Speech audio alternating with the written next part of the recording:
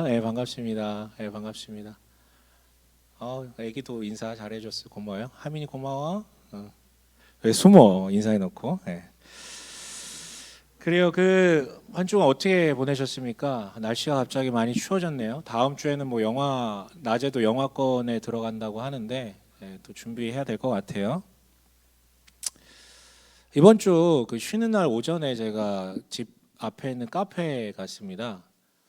집 앞 카페는 투썸 플레이스예요. 네. 가서 이제 책도 보고 마감해야 될 원고도 있어서 이제 갔거든요. 근데 이제 바로 옆 좌석에 두 여성분이 마주보고 대화를 나누고 있습니다. 언뜻 들으니 저희 집 앞에 또 이제 되게 유명한 영어 유치원이 하나 있거든요. 이 지역에서. 거기에 이제 애를 집어넣고 온 두의 어머니인 것 같아요. 근데 이제 뭐 제 관심사가 아니죠. 영어 유치원 뭐 지금 유치원 갈 것도 아니고 우리 애들 유치원 다 졸업을 했고요. 또 원고를 빨리 써서 넘겨야 된다라는 그 압박감 때문에 청각을 이제 닫아놓고 열심히 이제 했어요. 근데 이제 하다가 잠시 이제 기지개를 펴려고 이렇게 했는데 순간 이제 옆에 그 소리가 들려오는 거예요. 마침 그 순간 한 엄마가 이렇게 얘기를 해요. 우리 애가 좀 많이 힘들어해서 안쓰러워요. 생각해 보면 나 7살 때 뭐 했는지 기억도 안 나는데 이렇게 하는 게 맞는가 싶기도 하고 이 얘기를 하더라고요. 갑자기 내동 영어 유치원 얘기하다가 갑자기 얘기를 해요. 그러자 맞은편 엄마가 단호하게 얘기하다. 아니야, 나중에 고생하지 않을 거야. 이렇게 해야 돼 라고 아주 단호하게 얘기를 하더라고요. 그 소리를 듣고 제가 그 단호하신 그분께 가서 얘기해 주고 싶은 말이 하나 있었어요. 예언자요, 저의 나중은 어떻게 될 것 같습니까? 네. 탁월하신 것 같은데. 이런 질문이 들더라고요. 도대체 이 분은 무엇에 근거해서 그렇게 확신을 할까? 모르겠어요. 저가 너무 평범해서 제 주변에 그런 영어 유치원을 밟고 유학을 갔다 오고 뭐 잘 살고 있는 사람이 없어서 그런지는 잘 모르겠지만 저는 그렇게 조기 교육을 통해서 행복하고 잘 살고 있는 사람을 본 경험이 없거든요. 오히려 제가 봤던 사람들은 하나의 주된 문화권 안에서 모국어를 기반으로 요 모국어 활용이 충분히 다져지지 않다 보니까 생기는 문해력 문제로 고생하는 사람들은 많이 봤어요. 그리고 또한 7살이라는 한국 나이 7살이라는 이 나이가 이 생애 발달 단계에서 학습의 괴로움보다는 학습의 즐거움, 아니 학습보다는 놀이의 즐거움을 알아야 되는 때가 아닐까? 라는 생각도 들었어요. 물론 저는 목회자이지 교육자가 아니기 때문에 쉽게 얘기할 수 없고요. 또한 이미 저와는 전혀 다른 세계관으로 살아가시는 분이기 때문에 할 말은 없어요. 확신이 있잖아요. 마치 제가 예수는 그리스도입니다라는 확신만큼 그분도 그 확신이 있는 거예요. 그러니까 예언을 하죠, 남의 인생에. 다만 우리 아이를 그 세계관, 그 이야기에 동참시키고 싶은 마음은 일도 없고요. 또한 저는 분명한 건 누군가에 의해서 만들어진 삶보다는 자신이 만들어가는 삶을 살 수 있게끔 돕는 것이 부모의 역할이라고 분명히 확신하기 때문에. 반면 그 잠시나마 안쓰러움을 표현했던 우리 주변에 자주 볼 법한 엄마들의 모습이거든요. 막 이렇게 막 밀다가도 얘가 저렇게 고생하는데, 이 현타가 올 때. 근데 그녀를 보면서 이런 생각이 들더라고요. 거짓 예언보다는 당신의 내면에서 우러나온 그 직관적인 감정이 오히려 참된 알미 아닐까. 당신이 제대로 알고 있는 건 아닐까. 그렇죠. 여러분 가만 보면 미래에 이렇게 될 거야. 미래에 이런 것이 있을 거야. 미래에 이런 것들이 우리한테 다가올 거야라는 미래에 어찌 될 것이다라는 거짓 예언을 무기로 현재의 인간다움의 이야기를 너무 쉽게 차단하고 무시하는 것은 아닌가라는 생각을 해봅니다. 너무 더우시면 옷을 벗으셔도 돼요. 네, 너무 피곤하시면. 네. 자, 오늘 드디어 그 요한일서의 마지막 부분을 조금 나눌 건데요. 그래서 아마도 오늘 설교 가운데 요한일서 전반에 대한 부분이 좀 종합적으로 담겨 있을 것 같아요.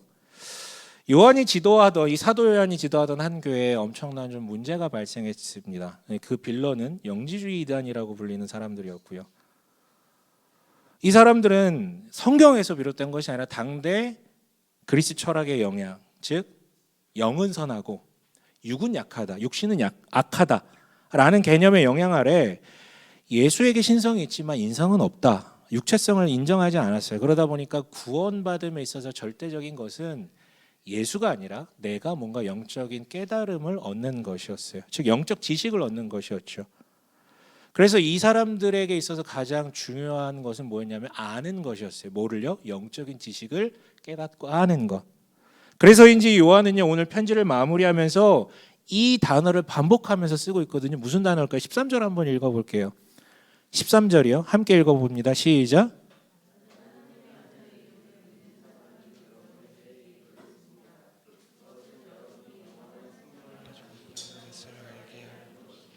네, 알게 하려는 것입니다. 안다라는 단어를 쓰고 있고요. 요 마무리되는 이 본문 가운데 계속 안다라는 표현이 나오거든요. 일부러 쓰고 있는 거예요. 걔네가 그거 안다 그러는데 아니다. 이게 아는 것이다. 그런 주장에 휘둘려서 혹시 내가 잘못 믿고 있는 것 아닌가? 특별히 나한테 구원이 없는 것 아닌가라고 불안해할 필요가 없다고요. 당신들은 내가 가르쳤고 당신들이 대답을 들어보니 당신들은 이미 제대로 알고 있고 그로 인해서 당신들에게는 이미 영원한 생명이 있음을 가지고 있음을 알게 하기 위해서 이 글을 썼다고 밝히면서 마무리 짓고 있는 거예요. 참 이 사람들이 이미 알고 있는 것은 무엇입니까? 이게 뭐겠어요? 13절에서도 말하던 하나님의 아들의 이름을 믿는 것, 즉 기독교가 복음이라고 얘기하는 것, 그것이죠. 이 사람들이 아는 것. 그리고 요한은요 친절하게도 이 마지막으로 다시 한번 이 복음을 풀어서 세 개의 명제로 설명을 하는데요. 첫 번째 아는 것은 18절입니다. 압니다라고 끝나요. 18절 함께 읽어볼까요? 시작. 누구든지 죄를 짓지 않는다는 것을 우리는 압니다. 하나님에게서 태어나신 분이 그 사람을 지켜주심으로 악마가 그를 해치지 못합니다. 네, 하나님으로부터 태어난 모든 자는 죄를 범하지 않는데요. 왜? 하나님께서 지켜주시기 때문에.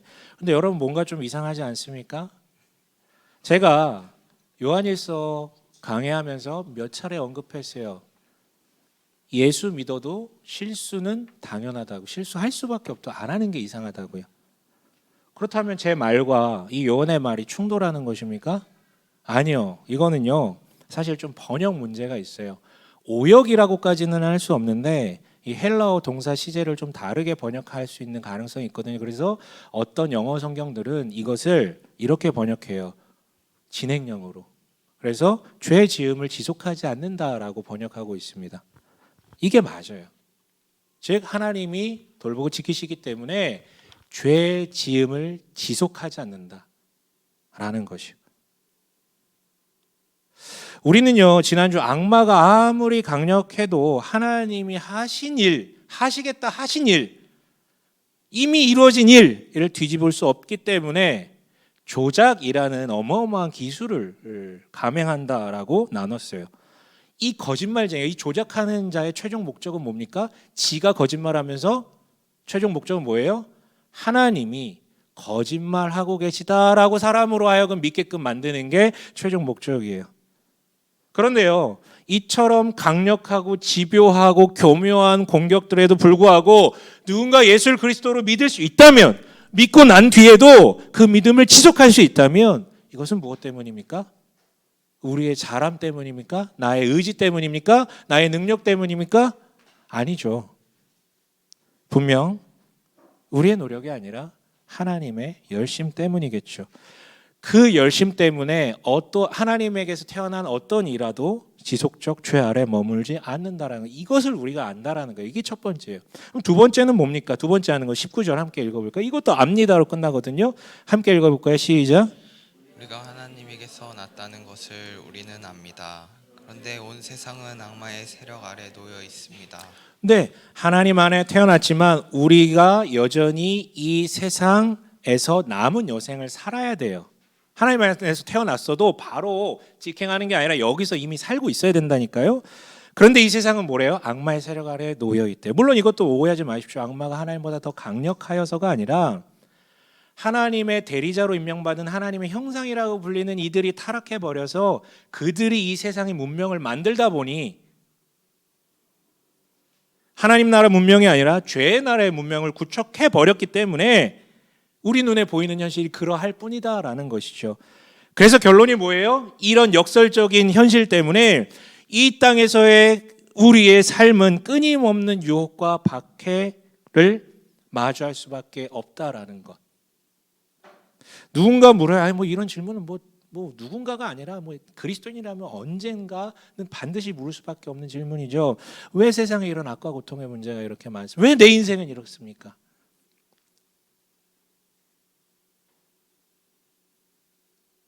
분명한 건 하나님의 무능함 때문이 아니라 하나님이 사랑하지 않으셔서가 아니라 오히려 사랑이신 하나님께서 그 죄에 대한 심판을 계속해서 연기하시기 때문에, 유예하시기 때문에, 그가 심판을 연기하지 않으셨으면 우리는 태어나는 순간 얼마 지나지 않아 죽을 수밖에 없는 존재일 수도 있어요.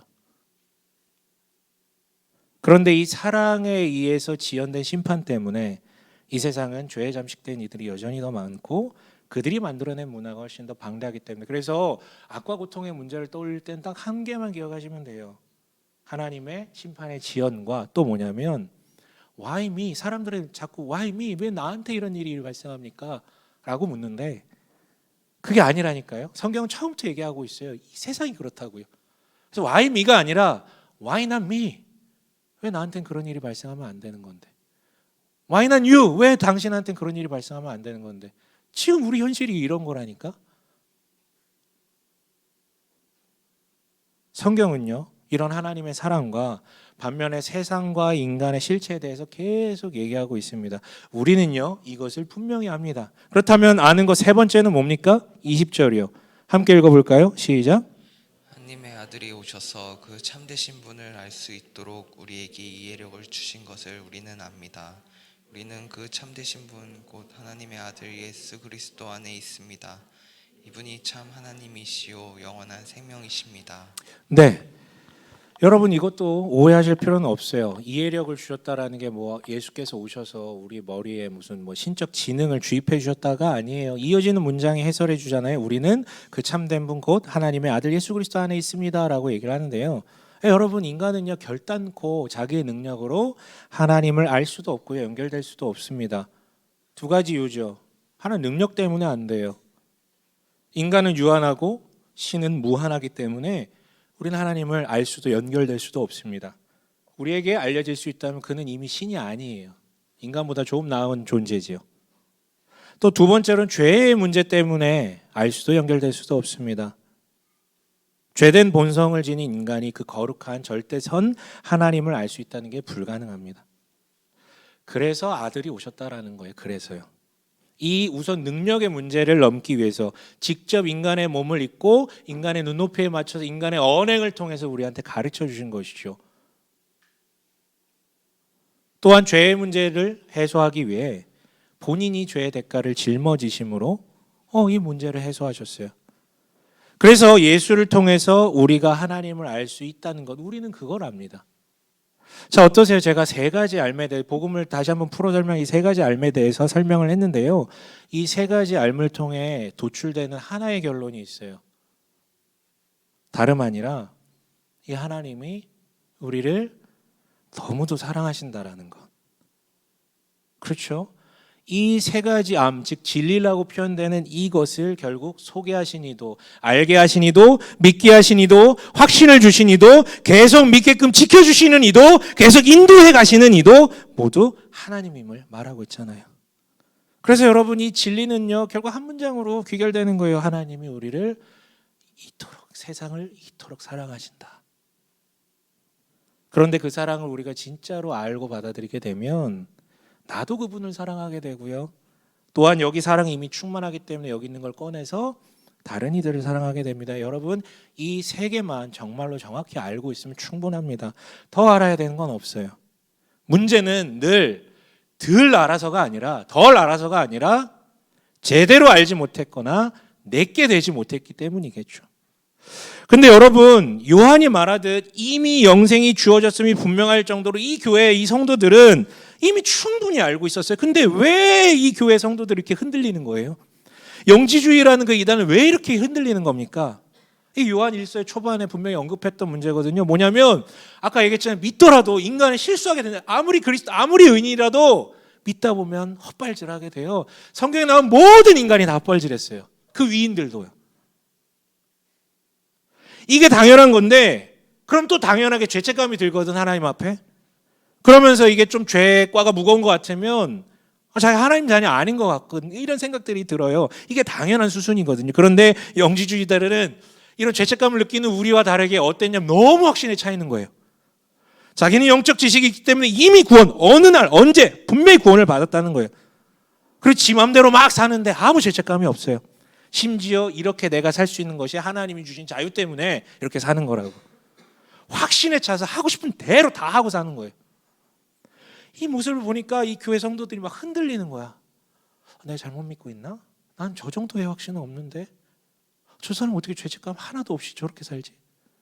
그거 좋아 보이는 거야. 마음대로 사니까 또. 이 모습 보고 흔들린 거예요. 그런데 요한은요. 단언컨대 그것들은 다 셀프 확신이다. 그건 뻔뻔합니다. 자유가 아니라 뻔뻔합니다. 그 증거로 그들에게서 보이는 열매인 분열과 방종이라는 삶의 열매들. 그것이 그들이 예수 안에 없다라는 증거라고요. 결국은 분열과 방종이라는 것은 그 구원의 증거인 사랑이 없다라는 것을 나타내는 의미이기 때문에 그건 거짓말이라고 얘기하는 거예요. 그래서 요한은요. 방종과 분열이 아닌 진짜 영생을 가진 자들이 갖는 특징에 대해서 마지막으로 언급을 합니다. 14절 15절 함께 읽어볼까요? 14절 15절입니다. 함께 읽겠습니다. 시작. 가지는 담대함은 이것이니 곧 무엇이든지 우리가 하나님의 뜻을 따라 구하면 하나님은 우리의 청을 들어주신다는 것입니다. 우리가 무엇을 구하든지 하나님이 우리의 청을 들어주신다는 것을 알면 우리가 하나님께 구한 것들은 우리가 받는다는 것도 압니다. 네, 그 특징이 뭐냐면 담대함이라고 지금 언급을 하고 있어요. 그런데 여러분 기억나시는지 모르겠는데 요한은 이미 담대함이라는 것을 전에 한번 언급한 적이 있었어요. 4장 17절 거기 성경이에요. 4장 17절이요. 함께 읽어볼까요? 시작. 성되었다는 사실은 이 점에 있으니 곧 우리로 하여금 심판 날에 담대함을 가지게 하려는 것입니다. 우리가 이렇게 담대해지는 것은 그리스도께서 사신 대로 또한 우리도 이 세상에서 그렇게 살기 때문입니다. 네. 영지주의적 영향을 받은 이들은 자신들의 영적 지식으로 구원받았기 때문에 자유하다고 하죠. 하고 싶은 것을 마음대로 하는 게 그 증거라고요. 그러나 그것은 다시 말하지만 죄 아래 피어난 방종일 뿐이에요. 진짜 자유가 뭐라 그랬죠? 하고 싶은 것을 마음대로 하는 게 자유가 아니라고요.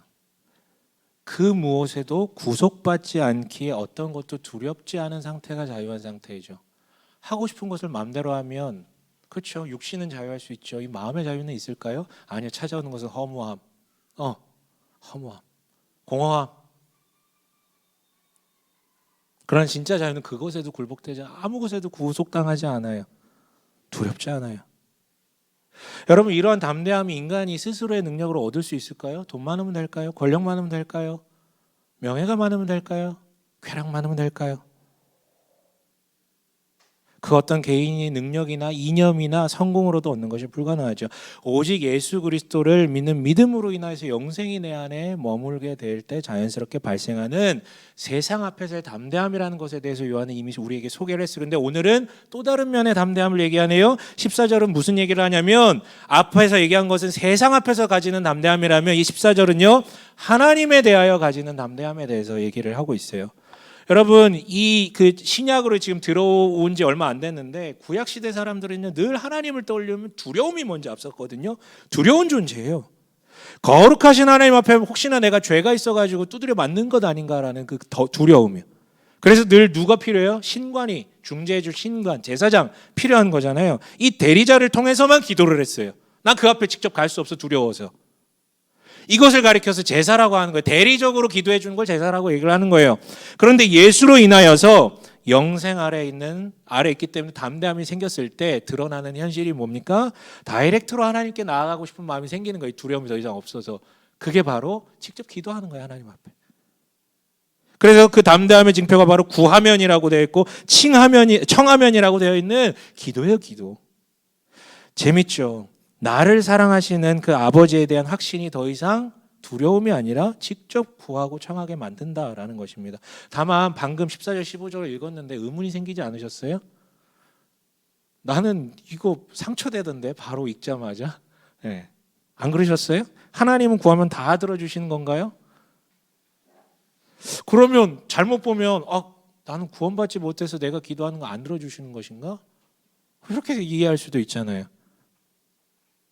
근데 여러분, 제가 한두 번 말씀드린 적이 있는데요. 이 글을 쓴 요한 형님은 진짜 글을 더럽게 못 써요. 네, 진심이에요. 바울 선생님 쓰신 거 보면서 제가 그 글을 이따구로 썼을까라고 생각할 때가 종종 있었는데, 그분은 장난 아니에요. 글 되게 잘 쓰시는 분이고, 이분 정말 더럽게 못 쓰거든요. 전국에 계신 요한님들 사과하셔야 돼요, 진짜.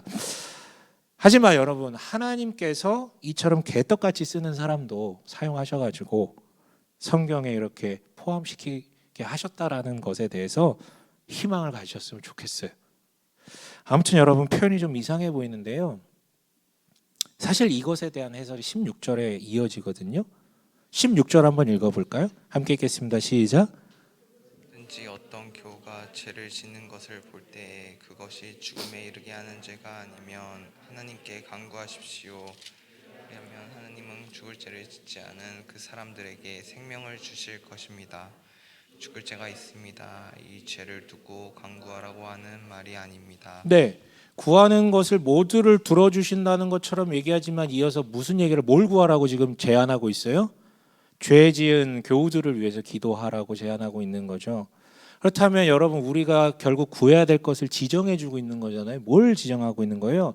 내 정욕에 근거한 나만을 위해서 살기 위한 그 정욕 덩어리의 기도를 하라는 것이 아니라 약한 형제 자매를 위해서 기도. 그러니까 이것은 말은 기도를 얘기하고 있는데 실제는 뭐 얘기하고 있는 거예요? 사랑을 얘기하고 있는 거죠.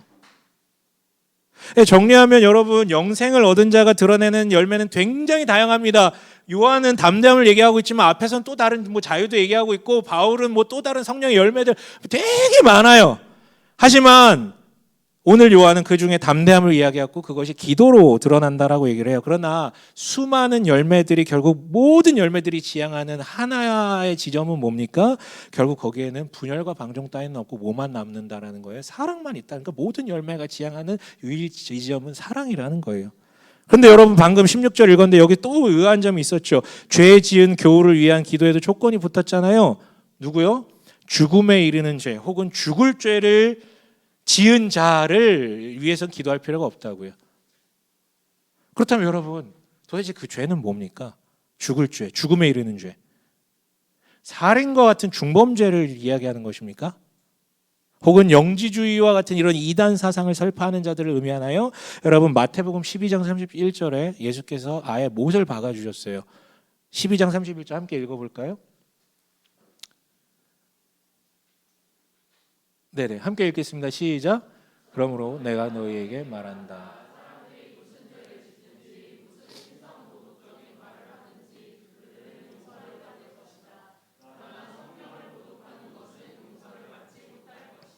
네, 무슨 죄를 짓든지,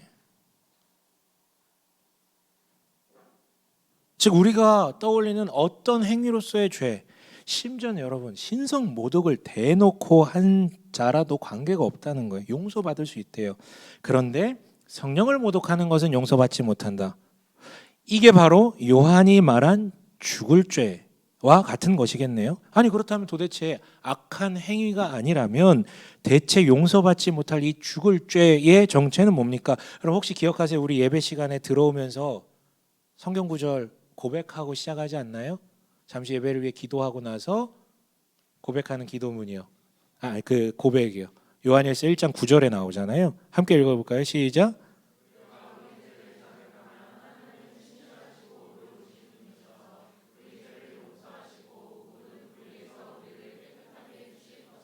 용서하시고 깨끗하게 하신다. 그런데 단서가 붙어 있죠. 뭐라고 붙어 있어요? 우리가 우리의 죄를 자백하면.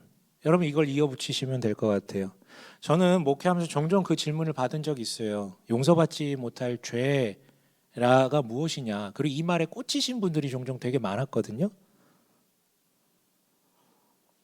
이분들은요, 자신의 이 저질렀던 그 나쁜 과거를 근거로 자신은 용서받지 못할 죄를 저질렀다면서 그렇게 스스로 판단해 버려요. 그 결과 어떤 일이 발생합니까? 용서받기를 포기하고 하나님께 자백하지 않아요. 부끄럽다고. 정반대의 사람들도 있습니다. 자신은 이미 의로운 자래. 율법주의자나 영지주의나 똑같아요. 이미 자기 율법 잘 지켰기 때문에 의롭대. 혹은 난 이미 영적 지식 깨달음을 얻었기 때문에 이미 의롭대. 그렇기 때문에 뭘 할 필요가 없어요? 죄를 자백할 필요가 없어요. 난 죄를 짓지 않았거든. 그러니까 전혀 다른 부류의 사람들이잖아요. 한 사람들은 너무 무거운 죄를 졌다고 포기해버려요. 한 사람은 난 이미 의롭기 때문에 난 고백할 필요가 없다고. 근데 결론은 똑같아. 하나님께 자백하지 않아요. 이게 바로 진짜 용서받지 못할 죄의 정체예요. 선과 악의 최종 판단자는 누구십니까? 누구세요? 하나님이시. 우린 그걸 고백해요.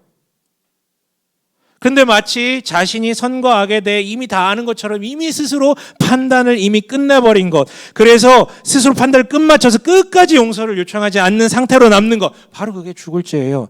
여러분, 하나님은요, 어떤 사람이라도 어떤 사람의 어떤 죄들이라도 용서하세요. 하지만 애초부터 용서를 구하지 않는 자는 하나님도 용서해 주실 수 없으세요. 여러분, 정리해 봅니다.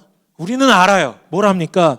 하나님이 믿게 하셨고 믿음을 계속하게 유지하게 하시고 이를 위해 악한 영으로부터 보호하시고 인도하신다라는 걸 압니다. 예, 하나님은 사랑이시죠. 여러분, 우리는 압니다. 악한 영에게 세상의 주권이 넘어가게끔 유도한 이런 악한 자들을 살리시기 위해 십자가를 통해 스스로 희생하셨다라는 것이요. 예, 하나님은 사랑이시잖아요. 여러분, 그리고 우리는 알아요. 자신의 죄인됨만 고백을 한다면, 진정으로 고백하고 자백한다면 그가 어떤 놈이든 무슨 짓을 했든 하나님께서 용서하시고 그 죄의 대가를 자기 스스로 짊어지신다라는 것을 우리는 알아요. 예, 하나님은 진정으로 사랑이십니다. 여러분, 이게 우리가 아는 모든 것의 전부입니다. 누군가는 셀프 구원의 확신이나 어떠한 특정 지식이나 체험과 같은 것을 영생의 증거로 얘기하지만 다 거짓말이에요. 다 거짓말입니다. 옛날에 뭘 했든 뭘 경험했든 다 거짓말이에요. 아닙니다. 이 세 가지의 암, 이 복음의 진리를 정말로 제대로 알고 있는가, 믿고 있는가, 그거면 되는 거예요. 그렇다면 그 안에 이미 영생이 있습니다. 그리고 여러분, 그렇게 알고 믿었다면 주권이 이제 하나님으로부터로 옮겨졌기 때문에 이제서부터 하나님의 신비가 일어나는 거예요. 그래서 담대함과 같은 열매도 열리게 되는데 그 모든 열매의 귀결은 바로 사랑이라고요. 여러분, 이게 제가 지금 이 정리한 바가요, 요한일서 전부에 함축된 내용이에요. 아니, 신약 성경이 다 이 얘기하고 있는 거예요. 그리고 여러분, 이 메시지는요, 2000년 뒤에 지금 이 편지를 읽고 있는 우리에게도 통일하게 적용돼요. 여러분, 이 인간 사는 세상 똑같기 때문에 계속 반복되죠. 왜요? 우리도 그러잖아요. 여러분, 교회 안에도 이런 사람들 많아요. 세속적 성공과 부요해진 것을 간증이라는 명목으로 자랑하면서 이것이 하나님이 나를 사랑하는 증거다, 이것이 내가 구원받은 증거다라고 주장하는 이들이 있어요. 근데 안타까운 것은 그걸 보면서 낙망하고 낙심하는 이들이 있다라는 거예요. 심지어 자신의 믿음을 의심하고 영생을 불안해하는 경우들. 여러분, 그러지 마세요. 그 사람들이요, 아무리 하나님의 이름을 갖다 붙인들 그런 세속적 성공만을 얘기하면서 나아가서는 사랑 없이 타인에게 갑질하고 무시하고 제멋대로 사는 것이라면 있다면 그거 자체로 그 사람은 하나님이 없다라는 증거예요. 우리가 볼 것은 눈에 보이는 게 아니에요. 귀에 들리는 게 아니라요.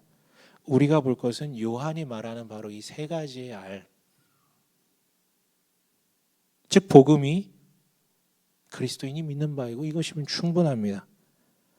그리고 그 진리 안에 머물다 보면, 그래서 하나님 정말 나를 사랑하신다라는 게 내 영혼을 적시게 되면 특별한 깨달음과 체험이나 혹은 성공이 없더라도 어느 순간부터 내적 확신에 젖게 돼요. 아, 하나님이 나에게 영생을 주셨구나. 나 정말 그 안에 있는 게 맞구나. 그리고 그게 그 사랑이 여기 왔기 때문에 그 받은 사랑에 힘입어 형제자매를 사랑하게 된다는 것이죠. 예, 다시 얘기하지만 이것이 요한이 얘기하는 이 편지의 전부이고요.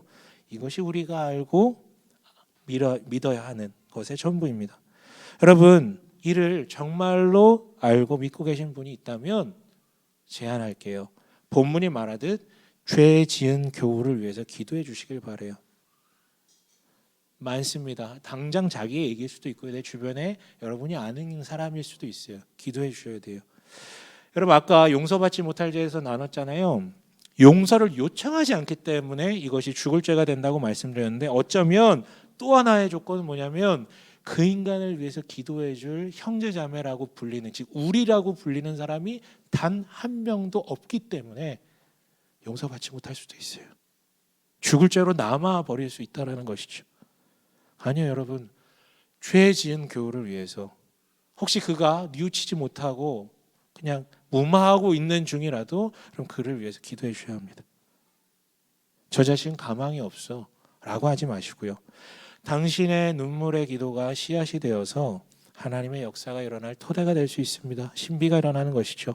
그리고 여러분, 요한은 또 다른 명령을 주고 있어요. 마지막 문장이자 마지막 명령이요. 21절이요. 함께 읽겠습니다. 시작. 자녀된 여러분은 우상을 멀리하십시오. 네, 이게 마지막 문장이자 마지막 명령이거든요. 여러분, 그렇다면 우리가 다른 종교의 신을 안 믿으면 되는 것입니까? 아니죠. 우상은 하나님을 대체하여 하나님 자리에 놓는 모든 것들, 유무형의 모든 것들을 가리켜서 우상이라고 할 수 있어요.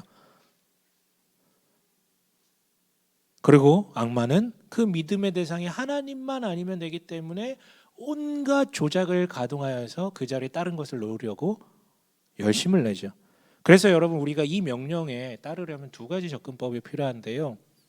우선은 진리를 아는 것이 필요합니다.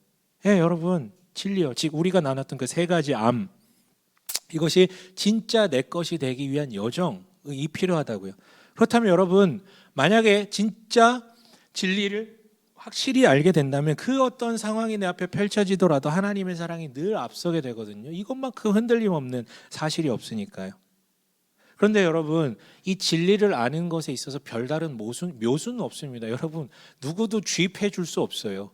누구도 대신 알 수 없어요. 자기가 알아야 되는 거거든요. 별다른 모수가 없어요. 이거는 꾸준히 말씀을 묵상하는 수밖에 없습니다. 그래서 하나님이 어떤 분이신지, 내 정체성이 어떤 자인지, 즉 삶의 확신과 삶의 확장을 하는 수밖에 없어요. 그래서 여러분, 교회 오면 하는 얘기 말씀 읽으라는 얘기를 누가 해줍니까? 여러분에게. 제가 거의 격주로 한번 쓰면 말씀을 보라고 얘기를 하는 거, 그게 가장 기본이라서 그래요. 그거 아니면 할 수가 없어요. 말씀 좀 보세요, 여러분.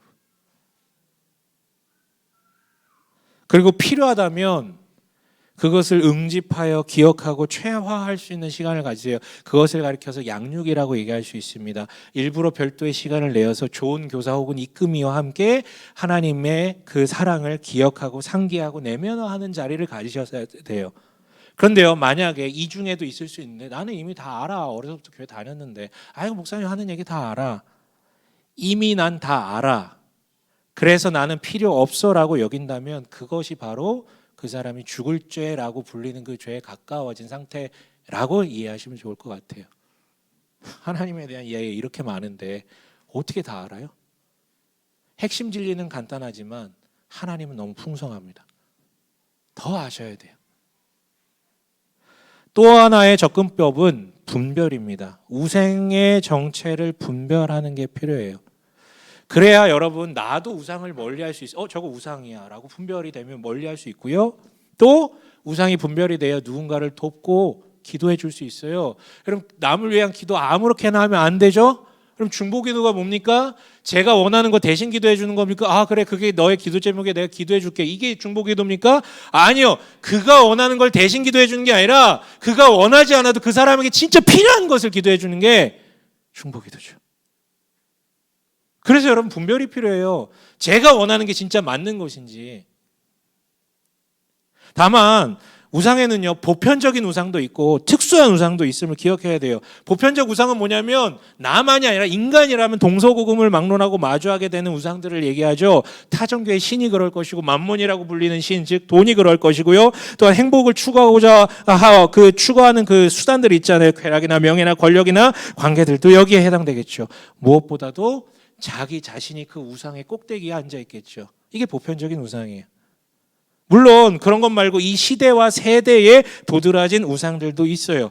그것에 대한 분별이 될 때 우상을 멀리할 수 있습니다. 이걸 위해서 그렇다면 어떻게 합니까? 공부하셔야 돼요. 공부해야 돼, 공부.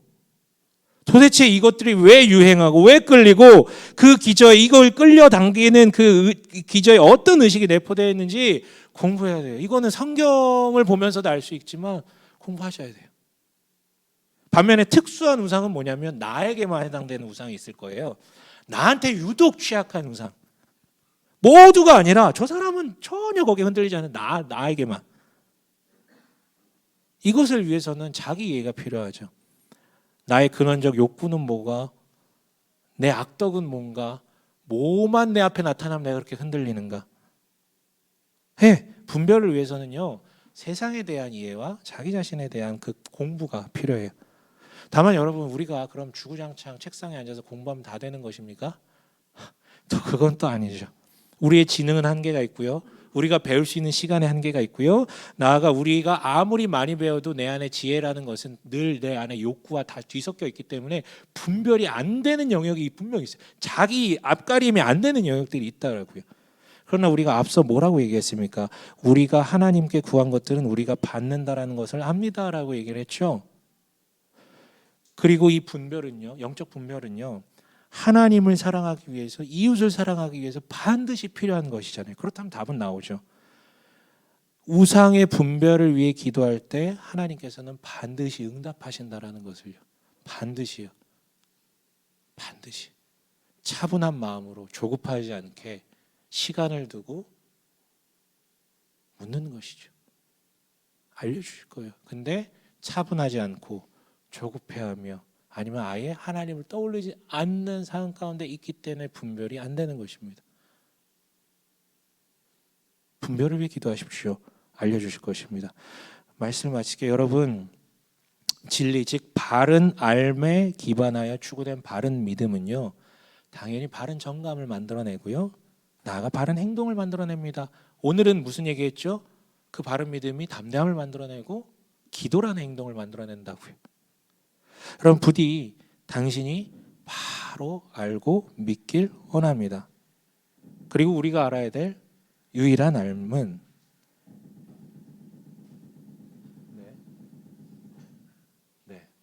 우리가 알 유일한 알은 하나님이 사랑이시다라는 것.